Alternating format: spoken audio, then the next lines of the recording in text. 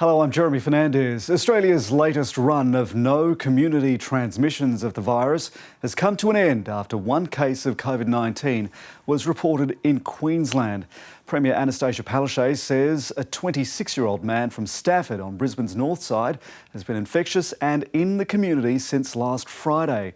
But once he developed symptoms on Monday, he stayed home. From today, a number of facilities in Brisbane and the Moreton Bay Shire will be locked down to protect vulnerable people. Our aged care, our hospitals, our prisons, people caring for people with a disability will be closed to visitors, but this will be confined to the Brisbane City Council areas and to Moreton. So just the Brisbane City Council areas and Moreton. So these are sensible precautions to look after our most vulnerable. Meanwhile, a new coronavirus variant that's being called a double mutant strain has emerged in India.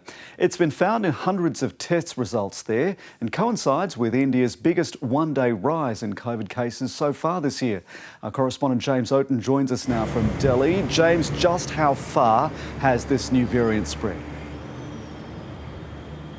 Well, it certainly sounds scary when you hear the phrase double mutant variant, but it's worth keeping in perspective that this is one of thousands of variants that have been detected in India.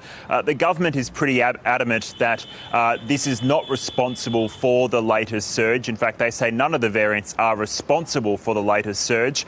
They're really blaming poor behaviour. People who have just got fed up with the pandemic or think it's over, they've been taking their masks off, they've been gathering in crowds, and the virus spreads, regardless of which variant we're talking about. But there is some mixed messaging about how much the variants are to blame. In Punjab, for instance, which is a state just north of Delhi, around 80% of the new cases there are from the UK variant. Now, they are mostly return travellers, but of course we know the UK variant spreads quite quickly. Across India, though, India's monitoring around 700 variants of concern. The UK variant only accounts for around 700 cases of around 10,000 samples. So they're adamant that right now the variants aren't to blame. This is really lax behaviour and people need to get back to COVID-safe protocols. James, the Indian government's already under a huge amount of pressure. The daily caseload is rising, the health system's under immense pressure, and now this. How is it responding? Well, it's responding by putting a halt on the exports of the AstraZeneca vaccine, which is made here in India. It says that's a temporary move. It's not a permanent move, but it's just really recalibrating its vaccination program. As of next month, anyone over 45 will be able to get the jab. India's vaccine program is really, it's not about herd immunity, it's about saving lives. And most of the deaths here are people over 45. The latest surge isn't as deadly as the one we witnessed last year. And virologists say that's pretty common as the virus mutates and changes. It may become more virulent, but less lethal. But it's still early days. It usually takes 3, 4, 6 weeks for the mortality rate to kind of catch up with the surge in cases. So still far too early to say, but at the moment it does look like the mortality rate is around, for instance, like about a third of what it was when we had 50,000 cases last year. But of course, not every city is faring the same. In Nagpur, which is in Maharashtra, their hospitals are overwhelmed and people there are struggling to find beds, putting calls out on social media, asking for help. These are the types of scenes we saw during the early weeks of the pandemic in Mumbai last year. It's now playing out in other cities that weren't as badly hit. James Oaten in Delhi. James, thank you.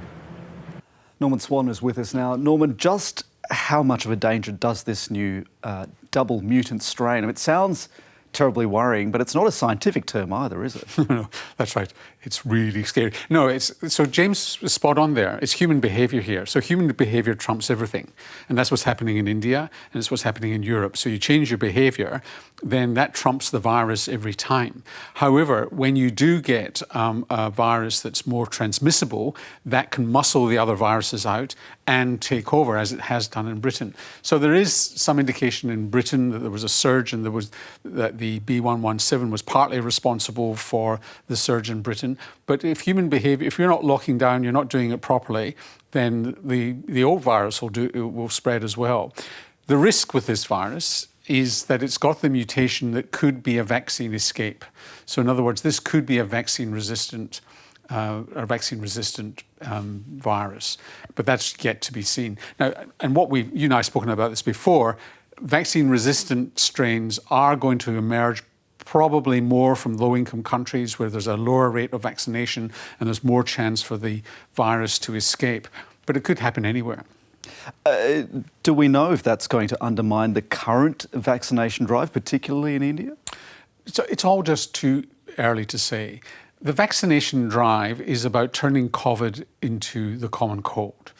And the current vaccines will do that and do it very well. And there's no evidence that with the mutations that we've seen around that are surviving, such as the B117, or the South African one, there's a little bit of question mark over whether or not Astra protects against severe disease with the South African one. But if the aim here is to stop hospitals being overwhelmed in Maharashtra province or Maharashtra state or something like that, they're all going to do it. AstraZeneca has been under more pressure in this past week with questions about whether it used outdated and potentially misleading data on its vaccine program. This is the vaccine, of course, that's being used widely across Australia. How concerned are you about these allegations? Well, I'm not concerned in terms of the Australian situation. We're using it 12 weeks apart. The data suggests that on average, or most likely, it's about an 80% effectiveness when you give the doses 12 weeks apart. It's not so much that it undermines the Australian approval data. It's more it's more really just questioning the bona fides of the company and the trustworthiness of the company. It's just silly to have gone ahead of the monitoring committee. Apparently the monitoring committee was questioning them about which data they were using. It turns out that it went from 79% to 76%. We've still to see the response of the independent monitoring committee. So it's not a big difference, but it just raises more trustworthy issues which are not merited. It's a reasonably good vaccine. There are problems with it, but there's a reasonably good vaccine. It's the one we have. And the companies just had missteps one after the other. But why? I mean, trust is so important right now. Why would it take those missteps when clearly they are, to a degree, so avoidable? You're asking me? I mean, really, that's the question for the company. I mean, their trial was a dog's breakfast. Their trial was not well organised. It changed as it went along. There were new criteria. People were brought in late. In some ways, it was lucky they were, because that's how we know that 12 weeks is a better vaccination programme. But it's not been a well organised, either communication-wise or in terms of the clinical trials. Speaking of which, this clotting issue, it was off again, on again in Europe. Now it's back on again? Well, it's not about back on again. It hasn't disappeared.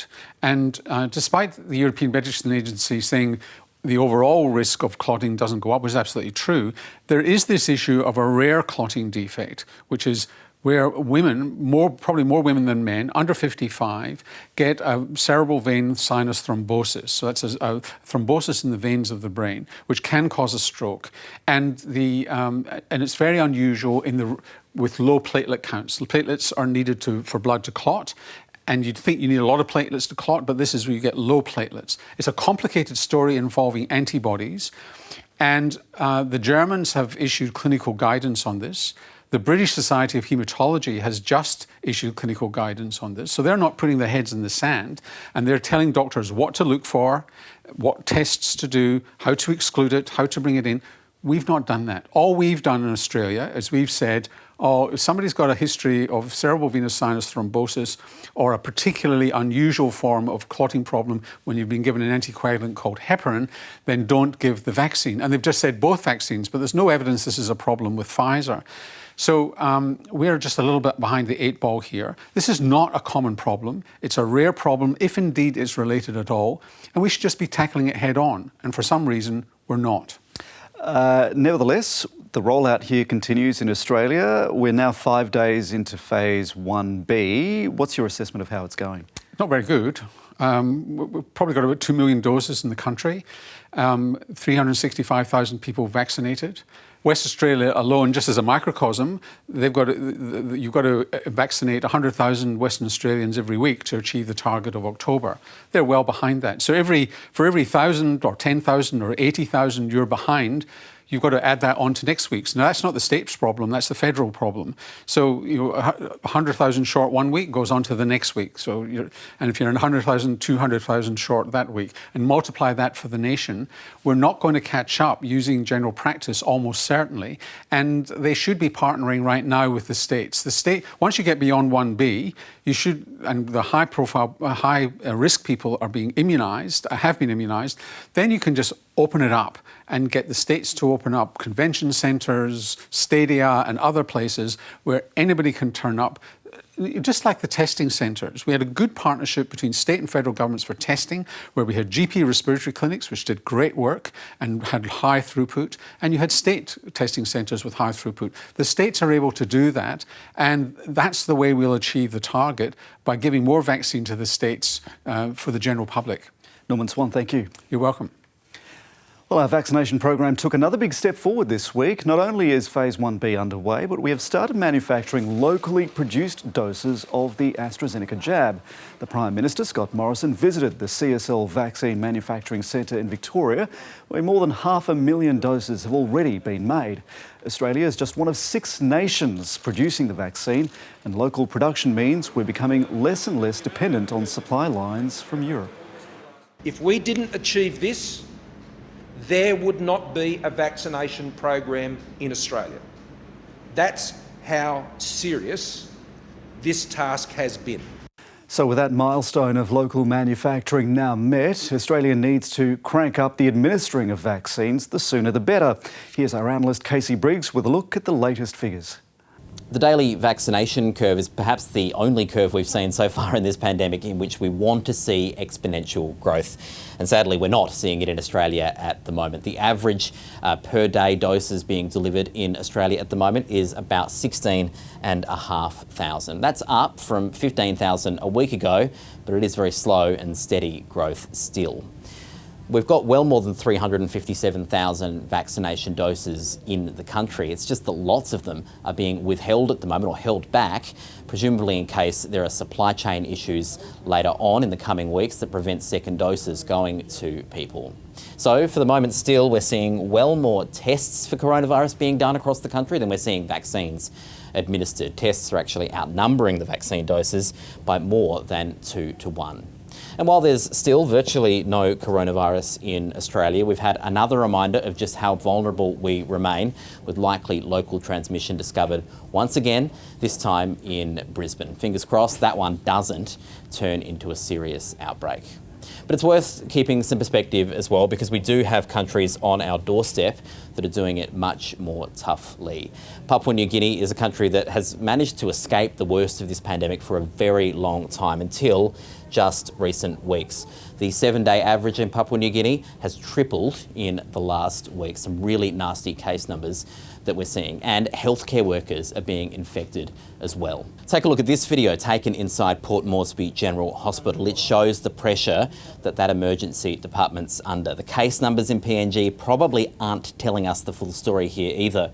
We don't have comprehensive testing numbers, but all indications are that infections are being missed.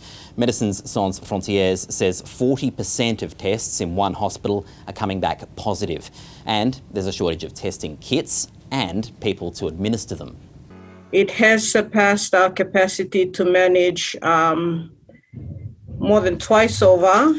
There are still many patients who are COVID positive who are actually being accommodated and isolated, officially being isolated in any facility, because we don't have the capacity right now. There's now cases being reported in 20 of the 22 provinces in Papua New Guinea. I think it'd be too ambitious to say we can stop the spread of this at this point in time. The tipping point was probably 4 weeks ago. We are expecting many, many more cases. Australia has sent 8,000 vaccine doses to the country, but those don't go a very long way when you're dealing with a very serious wave. Unfortunately, things are likely to get worse in PNG before they get better. And that's the show for this week. Join us every Friday at this time or anytime on ABC iView. Thanks for your company. Bye for now.